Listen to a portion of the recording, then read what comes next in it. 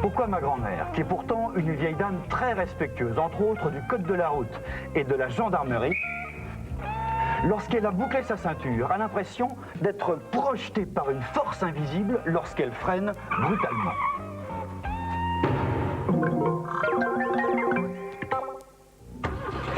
Avant de vous dire ce qui a empêché ma grand-mère de traverser le pare-brise de sa voiture, mais qui lui a quand même valu une contravention, une petite expérience simple.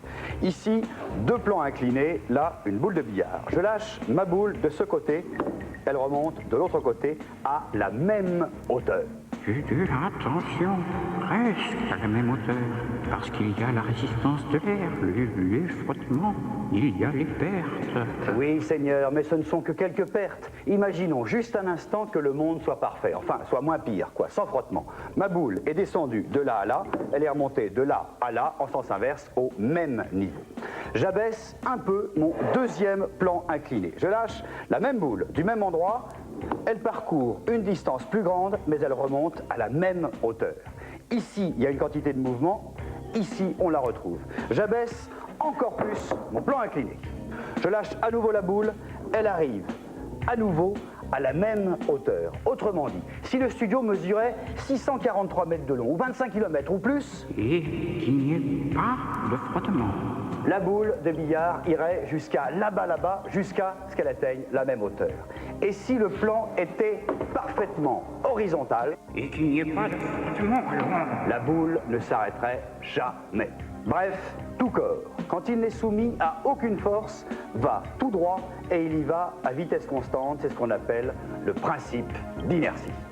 Quand un objet a une vitesse donnée, Et si rien ne vient le perturber. si rien ne vient le perturber, cet objet gardera cette vitesse éternellement dans les siècles des siècles. Amen. Et je le prouve. Voici une casserole. Sa vitesse, regardez-la, est très précisément de 0 km à l'heure. Je n'y touche pas, je ne perturbe rien le système. Regardez bien attentivement, elle n'a pas bougé d'un pouce. Sa vitesse est toujours très précisément de 0 km à l'heure. Autre application, ma boule de billard, cette fois-ci, elle a changé de bande et changé de couleur. Elle est assise tranquillement, en tailleur, à l'arrière d'un autobus, à l'arrêt. Elle est à 0 km/h, rien ne vient la perturber, elle continue à aller à 0 km/h, comme ma casserole de tout à l'heure. L'autobus démarre, surprise, surprise, elle reste sur place. Oui, mis à part les frottements, évidemment. Évidemment, Seigneur.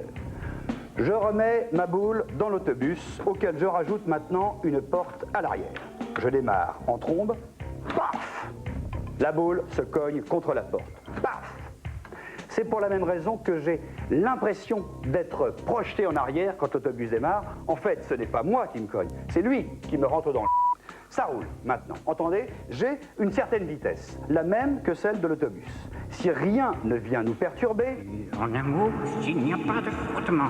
s'il n'y a pas de frottement, on continuerait comme ça jusqu'à la nuit des temps. Mais voilà que tout d'un coup, le chauffeur se met à freiner. Repaf, mais vers l'avant cette fois-ci. Regardez, je roule, paf, vers l'avant.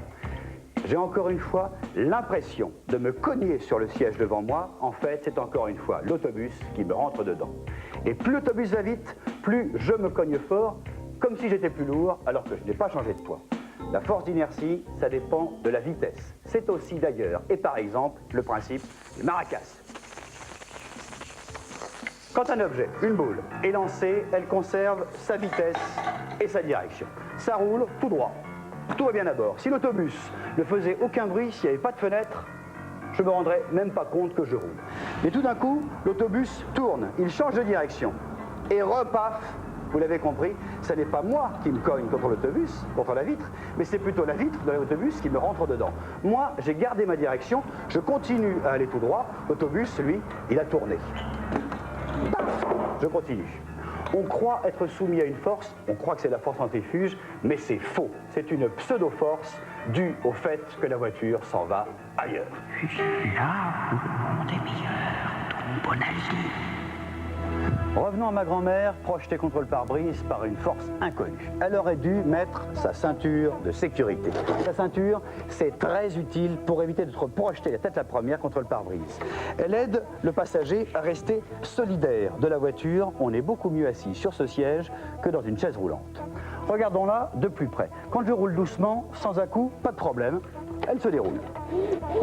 Mais si la voiture freine brutalement, par exemple parce qu'on vient de rentrer dans un mur en béton, j'aurais tendance, moi aussi, à continuer ma route, c'est-à-dire à traverser le pare-brise. C'est le mauvais côté de la force d'inertie. Heureusement, cette petite maslotte en cuivre, elle aussi a tendance à continuer sa route, comme tout le monde. Regardez, là, elle bouge et elle coince le déroulement de la ceinture. C'est le bon côté de la force d'inertie. Vous voulez tenter l'expérience? Rien de plus simple. Vous vous mettez au volant d'une Saab et vous foncez à 50 km/h contre un mur en béton. Cela correspond à lâcher la voiture, et vous avec, du 4e étage d'un immeuble. Regardez, ça fait froid dans le dos.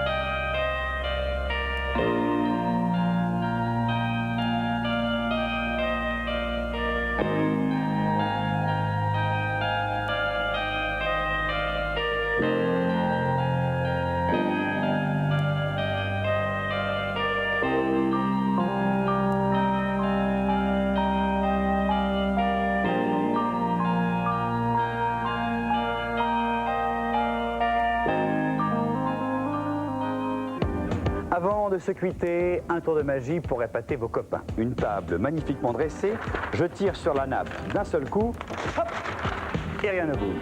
Allez en paix, on se retrouve la semaine prochaine et que la force d'inertie soit avec vous.